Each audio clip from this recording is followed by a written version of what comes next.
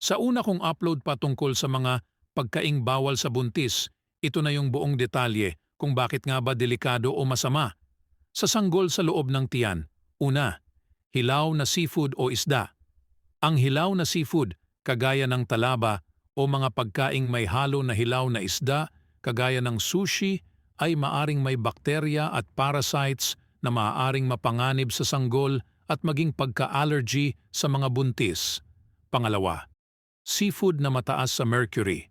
Ang seafood na mataas sa mercury ay dapat iwasan kumain ng mga buntis neto dahil may mataas na mercury kahit pa lutong-luto ang mga ito. Dahil maaari itong mapinsala o makaapekto sa utak at nervous system ng sanggol. Pangtatlo, delata o pre-cooked na karne. Ang mga delata o pre-cooked na karne tulad ng luncheon meat, mga ready-to-eat mula sa lata, ay kadalasang mataas timpla gaya ng asin at preservatives. Ang nitrite preservatives ng mga produktong ito ay may kaugnayan sa cancer at problema sa kalusugan ng sanggol. Pang-apat, mga produktong may atay. Ang mga produktong may atay. Kahit niluto ng mabuti, ang atay ay dapat pa ring iwasang palaging kainin. Ito ay dahil ito ay may mataas na vitamin A. Sinasabi ng mga ulat na ang pagkonsumo ng napakaraming overdose vitamin A ay maaaring makasama sa sanggol. Panglima, mga malalambot na keso.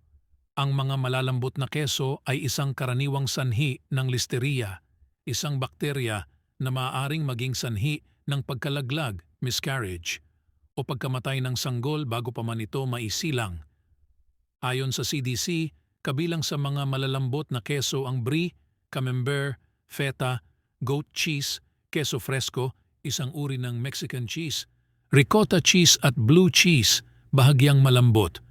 Hindi kinakailangang ihinto ang pagkain ng lahat ng mga keso habang nagbubuntis.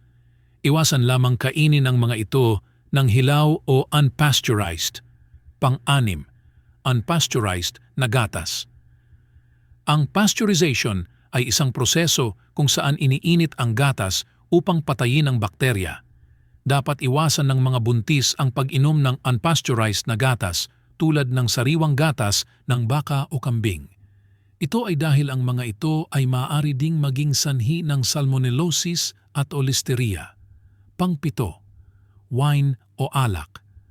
Anumang uri ng alak ay maaaring maging sanhi ng fetal alcohol syndrome na maaaring humantong sa congenital anomalies, pagkasira ng utak, at problema sa paglaki ng sanggol. Pangwalo at panghuli, mga produktong hindi hugas. Hugasan ng maigi ang mga sariwang prutas at gulay bago ihain. Laging tandaan na ang mga lumpiang gulay tulad ng lettuce ay dapat ilubog sa tubig habang hinuhugasan upang matanggal ng mabuti ang anumang buhangin o dumi. Huwag ding kalimutan ang mga labanos, karots, patatas at mansanas. Bagamat ang mga pagkaing ito ay hindi kadalasang inihahain ng hilaw, hindi ito nangangahulugang ang mga ito ay hindi posibleng makontamina ng mapanganib na bakterya. Salamat sa panonood. Please follow, like, and share.